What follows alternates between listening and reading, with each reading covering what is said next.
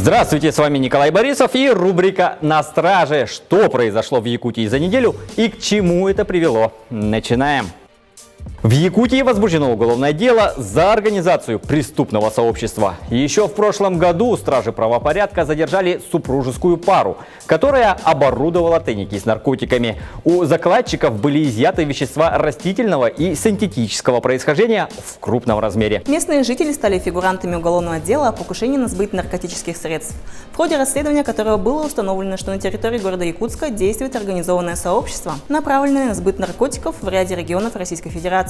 Получив сведения, полицейские задержали 36-летнего жителя города Петропавловск-Камчатский, который прибыл в Якутск по указанию ОПГ для распространения наркотиков. Стражи правопорядка получили переписку с руководством сообщества и установили оператора, которой оказалась 25-летняя девушка из того же города. Злодейка координировала деятельность участников сообщества на территории нескольких регионов России. Ее задержали в городе Елизово Камчатского края при попытке покинуть населенный пункт. Расколовшись, она дала информацию, после которой в Якутске задержали фасовщика наркотиков. Всего из незаконного оборота в городах Москве, Якутске, Петропавловск-Камчатском было изъято порядка 1 килограмма наркотических средств растительного происхождения, более 500 граммов синтетических средств и около 50 граммов героина. Ревность стала причиной смертельного конфликта. Жительницы Алдана во время бурного застолья поссорились из-за мужчины. В итоге одна из них получила сильные травмы. Мотивом избиения стала ревность к сожителю. Мужчина не смог остановить расправу в силу сильного алкогольного опьянения.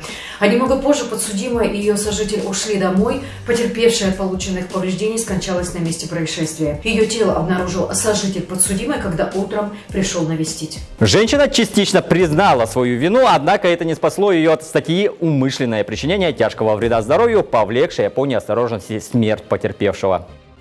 В Якутии задержали охранника золотодобывающей компании. Он отсыпал часть драгоценного металла из контейнеров, которые сам и охранял. Неочищенное золото фигурант прятал в служебном помещении. Накануне отпуска он решил вынести краденое с предприятия и был задержан оперативниками. Признавшись в преступлении, охранник указал вещи, в которых оборудовал тайники. Из корпуса переносного аккумулятора и тубуса от пены для бритья полицейские извлекли более 2 килограммов 800 граммов золотосодержащего концентрата. По оценкам специалистов, примерная стоимость похищенного составляет более 11 миллионов рублей.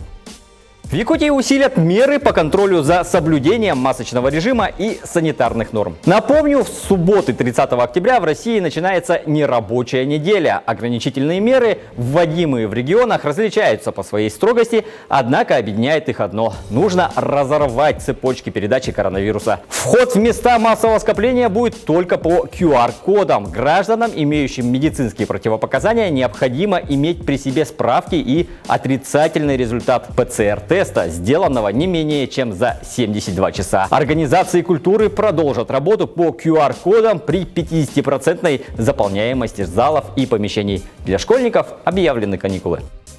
На этом все. Доверяйте только проверенной информации и берегите себя.